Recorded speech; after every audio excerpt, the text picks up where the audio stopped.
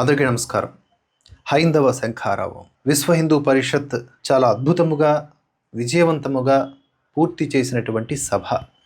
ఇంకా ఇటువంటి సభలు అనేకం జరగాలి. ఎందుకు అంటే అసలు నిజానికి ఇటువంటి సభలు జరుగుతాయి, అది కూడా మన తెలుగునాట. ఒకవేళ జరిగినా ఇంతమంది ఏకీకృతమవుతారు, స్వయంగా తమ ఆహార పదార్థాలు తామే తీసుకువచ్చి చాలా క్రమశిక్షణతో మళ్ళీ ఇంటికి తిరిగి వెళ్ళేదాకా జై శ్రీరామ్ నినాదం తప్ప మరొకటి లేకుండా, ఇదంతా ఒక అద్భుతమైనటువంటి విషయం. ఇది జరుగుతుంది ఇలాంటి ఒక కార్యక్రమం అని అనుకోలేదు. జరిగినా అంత విజయవంతం అవుతుందని కూడా అనుకోలేదు. కారణం ఏమిటి అంటే మనలో ఉన్నటువంటి నిస్తేజం పైన ఉన్న నమ్మకం. కానీ కాలం మారుతోంది, హైందవం చైతన్యవంతమవుతోంది, హిందువులు జాగృతమవుతున్నారు అని నిరూపించినటువంటి సభ హైందవ శంఖారావం. విశ్వ హిందూ పరిషత్ నిజంగా అద్భుతమైనటువంటి పనితీరుని కనబరిచింది ఈ యొక్క కార్యక్రమాన్ని విజయవంతం పరిపూర్ణం చేయడం ద్వారా. ఎంతమంది స్వామీజీలు ఆ వేదికను అలంకరించారు, ఎన్ని లక్షల మంది హిందువులు అక్కడికి వచ్చి ఎంతో శ్రద్ధగా వారి మాటలను విన్నారు. ఇవన్నీ చూస్తూ ఉంటే మనసు పులకరించిపోయింది. అయితే నా కోరిక ఏంటంటే ప్రతి జిల్లాలో ఒక సభ ఇటువంటిది జరగాలి. ప్రతి ఏడాది ప్రతి జిల్లాలో 2 తెలుగు రాష్ట్రాల్లో జరగాల్సినటువంటి సభలు ఇవి.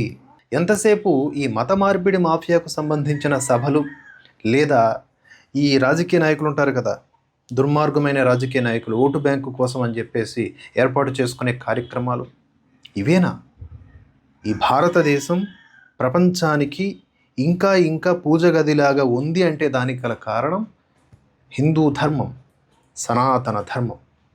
సో అటువంటి ధర్మాన్ని ఆచరిస్తున్నటువంటి హిందువులు ఇన్నాళ్ళు నిద్రాణంలో ఉన్నారు, అనైక్యతని కనబరిచారు. ఇప్పుడు ఐక్యతను కనబరిచారు. హైందవ శంఖారావం మీద ఒక్కొక్కడు ఎట్లా నలిగిపోతున్నాడో నాకు తెలుసు. వారి ఫేస్బుక్ పోస్టుల్లో వాంతులు చేసుకుంటా ఉన్నారు, వికారాలకు లోనవుతూ ఉన్నారు, నిద్రలు లేవు. అరే హిందువులు జాగృతం అయిపోతూ ఉన్నారు, మన పరిస్థితి ఏంటి విసుక్కోవడమే. నేను అనేది ఏంటంటే ఇది జస్ట్ శాంపిల్ మాత్రమే. ప్రకృతి సిద్ధం చేసుకుంటా ఉంది.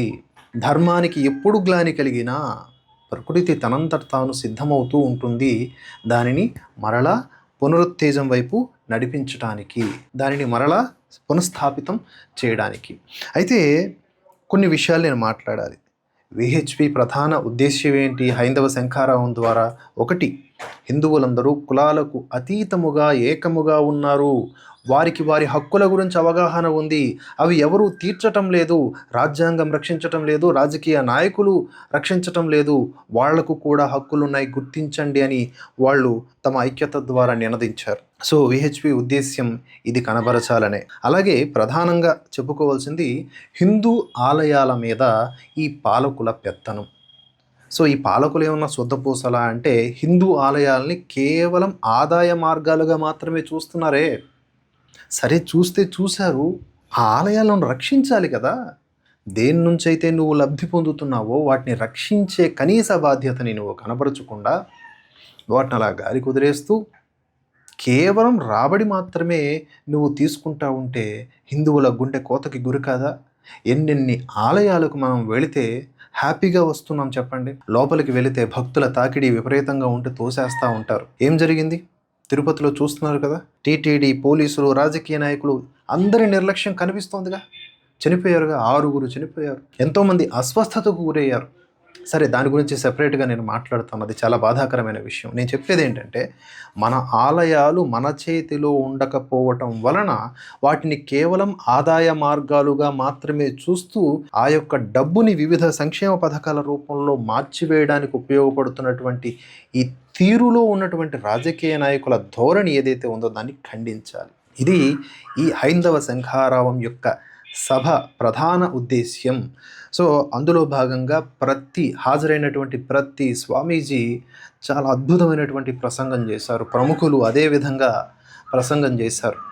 అక్కడికి వచ్చినటువంటి ఆయా కార్యక్రమాలను లైవ్లో చూసినటువంటి ప్రతి ఒక్కరూ కూడా ఎంతో ఉత్తేజాన్ని అనుభవించారు. ఇది కదా మనకు కావాల్సింది అనేలాగా. అలా హాజరైనటువంటి స్వామీజీలందరి ఉమ్మడి లక్ష్యం ఏమిటి? మనం కులాలకు అతీతంగా మన హక్కుల కోసం, మన ఆలయాల కోసం, మన ధర్మం కోసం పోరాటం స్టార్ట్ చేయాలి. రాజకీయ నాయకులు హిందువుల కోసం ఆలోచించాలి. దరిద్రగొట్టి రాజకీయ నాయకులు కూడా హిందువులే, కానీ అదంతే. సో హిందువులకు మొట్టమొదటి శత్రువు ఎప్పుడు కూడా హిందువే, ఏదో ఒక రూపంలో. అలా సక్సెస్ అయినటువంటి ఈ ప్రోగ్రాం పైన ప్రశ్న అనే ఒక యూట్యూబ్ ఛానల్కి సంబంధించినటువంటి వ్యక్తి రావణ్, ఆయన ఒక వీడియో పెట్టారు. ఆ వీడియో ఏంటి అనేది ముందు నేను మీకు ప్లే చేస్తాను. అది చూశాక మనం మిగతా విషయాలు మాట్లాడదాం. నిన్న బెజవాడలో జరిగిన హైందవ శంఖారావం అనే సభను విశ్వ హిందూ పరిషత్ వాళ్ళు కండక్ట్ చేశారు. దానికి సంబంధించి ఒక స్లోగన్స్, 2-3 స్లోగన్స్ బాగా చెప్పారు వాళ్ళు. ఏంటంటే, హైందవ దేవాలయాలని మనమే నిర్మించుకుందాం, మన దేవాలయాలని మనమే చూసుకుందాం, దేవాలయాలన్నీ కూడా గవర్నమెంట్ నుంచి మనం చూసుకోవాలి, మన దగ్గరికి రావాలన్నారు. చిన్న చిక్కు కూడా ఉంది. నాకు వచ్చిన డౌట్ ఏంటంటే, ఈ మనం అంటే ఎవరు? ఈ మనంలో శూద్రులు ఉన్నారా? ఈ మనంలో అంటరాని వారిగా ఉన్న దళితులు ఉన్నారా? అప్పుడప్పుడు గుళ్ళల్లోకి రానియకుండా ఎప్పటికీ వెలివేస్తున్న దళితులు ఉన్నారా? ఈ హైందవ మనంలో దళితులు ఎక్కడ ఉన్నారు? ఉంటే వాళ్ళ స్థానం ఏంటో కూడా కొంచెం క్లారిటీ ఇస్తే బాగుంటుంది కదా. సరే, అన్ని ఎలివేషన్స్ మధ్య ఆయన రైజ్ చేసిన పాయింట్ ఎప్పుడు అందరూ మాట్లాడే మాటలే.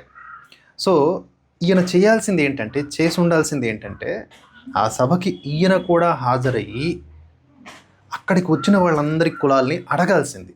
నువ్వే కులముడివి, నువ్వే కులముడివి. రాహుల్ గాంధీ ఏ విధంగా అయితే కుల రాజకీయాలు చేస్తూ ఉన్నాడు, అట్లా ఈయన కుల జర్నలిజం అక్కడ చేయాల్సింది. చేస్తుంటే చెప్పుండేవాళ్ళు కదా, అందరూ బ్రాహ్మణులే వచ్చారు, అందరూ పెద్ద పెద్ద కులాలలో వచ్చారు, తెలుసు ఉండేది. అయితే ఈయన రైజ్ చేస్తున్నటువంటి పాయింట్, ఈ మనం అంటే ఎవరు? అందులో శూద్రులు ఉన్నారా? అందులో అంటరానితనం వాళ్ళు ఉన్నారా? ఇప్పటికీ ఎక్కడో ఒక చోట అంటరానితనం జరుగుతోంది. ఎస్, ఒకవేళ జరిగితే ప్రతి యావత్ హిందూ సమాజం దాన్ని ఆక్షేపిస్తుంది, దాన్ని క్వశ్చన్ చేస్తుంది. అదంతా గతం, అదంతా ఎవడో అంటించిన వైరస్, దానికి సనాతన ధర్మానికి సంబంధం లేదు. మీరు సోకాళ్ళు ఈ పదాలు వాడతారు కదా మనువాదం పేరిట, మనువు కూడా ఎక్కడ చెప్పలేదు. ఏవైతే వక్రీకరణలు జరిగాయో వాటిని మీరు వ్యాప్తం చేస్తున్నారో వాటిల్లో ఉండొచ్చుగాక. ఈ వైషమ్యాలు, వర్గీకరణలు, ఈ అడ్డుగోడలు ఎవరు పెట్టారో తెలుసుకోలేనంత అమాయకత్వంలో ఇంకా హిందూ సమాజం ఉందనుకుంటున్నావా మిత్రమా? లేనే లేదు. సో దయచేసి ఈ మనంలో ఎవరున్నారో మీరే తెలుసుకుంటే బాగుండేది. అక్కడికి వచ్చినటువంటి లక్షలాది ప్రజలను ఎవరైనా కుల ప్రాతిపదికన ఫిల్టర్ చేశారా? అక్కడ వేదికను అలంకరించినటువంటి స్వామీజీలలో అన్ని రకాల కులాల వాళ్ళు ఉన్నారు. అందరూ బ్రాహ్మణులే కాదు. కేవలం వారి వారి ఆచారాలు డిఫరెంట్గా ఉండొచ్చు, కానీ ఒకే లక్ష్యం కోసం ఆ వేదికను అలంకరించినటువంటి ఆ మహానుభావులకు కోటాను కోట్ల నమస్కారాలు తెలియజేసుకుంటూ ఉన్నాను. ఇన్ని చూసి, ఇన్ని లైవ్ ఎగ్జాంపుల్స్ చూసినా కూడా ఇంకా కులం కులం కులం అనే వాదనతో మీ బలం పెంచుకోవాలని చూస్తే నాకు చాలా అదొక రకమైనటువంటి మిమ్మల్ని చూసి వెటకారంగా నవ్వాలనిపిస్తోంది. అయిపోయాయి మీ యొక్క ఆలోచనలు, మీ యొక్క పనికి మాలినటువంటి ఆ విధానాలన్నీ కూడా కాలగర్భంలో కలిసిపోయాయి. హిందువులు కులాలకు అతీతంగానే ఉన్నారు. మధ్యలో వచ్చినటువంటి కులజాఢ్యం మధ్యలోనే పోతుంది. ఎందుకంటే అది ఆది నుంచి లేనిది. వర్ణ వ్యవస్థ వేరు, కులం వేరు. సరే, అది పక్కన పెడితే మళ్ళీ రిపీట్ మీ పాయింట్కే వస్తా ఉన్నా. ఈ రావణ్ గారి పాయింట్కి ఏమన్నారు ఆయన? ఆ మనంలో వీళ్ళున్నారా అని అడిగారు కదా. ఆ మనంలో అంటరానితనం వాళ్ళు, శూద్రులు ఉన్నారా అని. అందరూ ఉన్నారు, అందులో డౌట్ లేదు. కానీ ఆ మనంలో మీలాంటి వాళ్ళు లేరు. ఎవరైతే హిందూ ధర్మాన్ని ద్వేషిస్తున్నారో వాళ్ళు లేరు. మత మార్పిడి మాఫియాగాళ్ళు లేరు. ఎవరైతే నాస్తికవాదం పేరిట కేవలం హిందూ ధర్మాన్ని టార్గెట్ చేస్తున్నారో అలాంటి వాళ్ళు లేరు. ఎర్ర పుస్తకాల వాళ్ళు, ఎర్రి పుస్తకాల వాళ్ళు లేరు. అలాగే సోరోస్ బిడ్డలు కూడా లేరు. యాంటీ ఇండియా ఎకోసిస్టమ్ లేదు. సో మిగిలిందంతా కూడా ఆ హిందూ సమాజం, అందులో అన్ని కులాలు ఉన్నాయి. సో ప్రశ్న గారికి అది నా సమాధానం. ఇక ఆ తర్వాత చినజీఆర్ స్వామి రైజ్ చేసినటువంటి అత్యద్భుతమైనటువంటి పాయింట్స్ అండి. ఆలయాల గురించి, ఆలయ భూముల గురించి ఆయన లెక్కలు చెప్పారు. ఒకప్పుడు లక్షల ఎకరాల భూమి కరిగి కరిగి కరిగి కరిగి 4 లక్షల ఎంత మిగిలింది మన ఆలయ భూములు. 4 లక్షల ఎకరాలు అవన్నీ ఎక్కడికి పోయాయి? అన్ని లక్షల ఎకరాల భూములు ఏమైపోయాయి? హిందూ ఆలయాల నుంచి వచ్చేటటువంటి ధనమంతా కూడా సంక్షేమ పథకాల కోసం తరలిస్తారు. హిందూ ఆలయాల కోసం ఎవరైతే త్యాగం చేసిన, దానం చేసిన భూములు ఉన్నాయో వాటినేమో ఈ యొక్క కాలనీ జాగాల పేరిట, ఇతరత్ర ఏవో వసతుల పేరిట, వసతుల మౌలిక సదుపాయాల కల్పన పేరిట ఇచ్చేస్తారా? వక్ఫ్ పేరిట ఎన్ని వేల ఎకరాల ఆస్తులు ఉన్నాయి, ఎన్ని లక్షల ఎకరాల ఆస్తులు ఉన్నాయి, అవి ఎలా వస్తున్నాయి? వాటి మీద ఎప్పుడన్నా సరే ఒక స్క్రూటినీ వేశారా? వాటిని వెనక్కి తీసుకోవాలి, అన్యాయంగా లాక్కున్నటువంటి ఆ బోర్డు భూములు ఏవైతే ఉన్నాయో వాటిని వెనక్కి తీసుకోవాలని ఆలోచన చేశారా? ఆ థాట్ కనీసం చేశారా? కానీ హిందూ ఆలయాలకు సంబంధించిన భూములు మాత్రం అన్యాక్రాంతం అయిపోతూ ఉన్నాయి. ఆ పాయింట్ని చిన్నజీయర్ స్వామి రైట్ చేశారు. అదేవిధంగా చిన్నజీయర్ స్వామి గారు ఎండింగ్ సమప్ కూడా ఇచ్చారు. సమప్ ఇచ్చినప్పుడు ఒక ప్రతిజ్ఞ చేయించారు. ఆ ప్రతిజ్ఞ ఎంత అద్భుతంగా ఉందో, కులాలకు అతీతంగా మనమంతా కూడా మన లక్ష్యాల కోసం పోరాడుతూ ఉన్నాం, పోరాడాలి అని చెప్పి.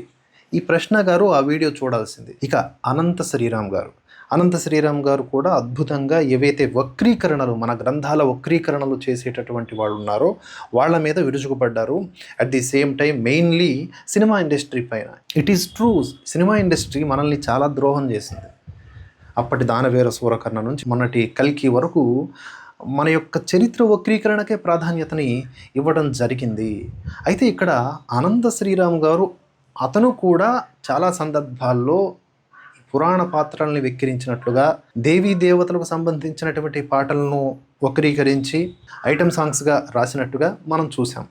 సో అయితే ఇక్కడ మనం ఆయన్ని గతంలో అలా చేశాడు కాబట్టి ఇప్పుడు దాన్ని పట్టుకొని వేలాడాలంటే మార్పు చెందాడు కదా. ఇప్పుడు తాజాగా బ్రహ్మానందం కమ్మిగా మారాడు. సో అతన్ని మనం ప్రశ్నించవచ్చు. కానీ ఒకప్పుడు ఏదో, ఇప్పుడు అతను మారాడుగా, తెలుసుకున్నాడుగా. మనం కూడా ఒకప్పుడు సెక్యులర్సమే కదా, ఇప్పుడు మారాం కదా. అట్లా అనంత శ్రీరామ్ గారిని విపరీతంగా ట్రోల్ చేసే బదులు అతని యొక్క మాటల్లో ఉన్నటువంటి అంతరార్థాన్ని గ్రహించి అతడు కూడా మారాడు, అతడు మార్పు కోరుకుంటున్నాడని అతన్ని పొగడవచ్చు. ఇక కమలానంద భారతీ స్వామి వారు ఒక మెయిన్ పాయింట్ చెప్పారు. ఆంధ్రప్రదేశ్లో సభ జరిగింది కాబట్టి ఆ ప్రాంతాన్ని ఉద్దేశిస్తూ చెప్పారు. ఇక్కడే దశావతారాల్లో 7 అవతారాలు ఉన్నాయి. కాశీ కారిడార్ అంటారు, ఇంకో కారిడార్ అంటారు. అలాగే ఈ ఆంధ్రప్రదేశ్ని కూడా గుర్తించండి, ఇక్కడ దశావతారాల కారిడార్ ఉంది, 7 అవతారాలు ఉన్నాయని చెప్పి ఆ ప్రాంతాలని, వాటన్నింటినీ కూడా ఆయన గుర్తు చేసి ప్రభుత్వానికి ఒక సలహా ఇవ్వడం జరిగింది. సో ఇన్ని రకాలైనటువంటి విషయాలు ఈ మహామహులు మనకి చెప్పారు, మన కోసం చెప్పారు, ప్రభుత్వాలకి చెప్పారు. వీటిని మనం పట్టుకోవాలి, ఇదే లక్ష్యంతో మనం పనిచేయాలి, హిందువుల ఐక్యత వర్ధిల్లాలి అనే విషయాన్ని ఇక్కడ నేను పదే పునరుద్ఘాటిస్తూ, హైందవ శంఖారావం సభలు అనేకం జరగాలి, అందులో అందరూ కూడా పాత్రులు కావాలి. ఒక సభకి మిస్ అయినా మరొక సభకి రావాలి. అందరూ కూడా కలిసికట్టుగా ఇటువంటి సభల్ని దిగ్విజయం చేయాలి. నిత్యం జరుగుతూ ఉండాలి. మత మార్పిడి మాఫియా సభల కంటే పెద్ద సంఖ్యలో జరగాలి, గుర్తుపెట్టుకోండి. ఇది హైందవ శంఖారావం విహెచ్పి ఆధ్వర్యంలో జరిగినటువంటి విజయవాడ సభపై నా యొక్క రివ్యూ. మీరేమనుకుంటున్నారో కామెంట్స్ రూపంలో తెలియజేయండి. నా మాటల్లో పొరపాట్లుంటే మీరు సవరించండి. అందరికీ ధన్యవాదాలు. జై హింద్, జై భారత్.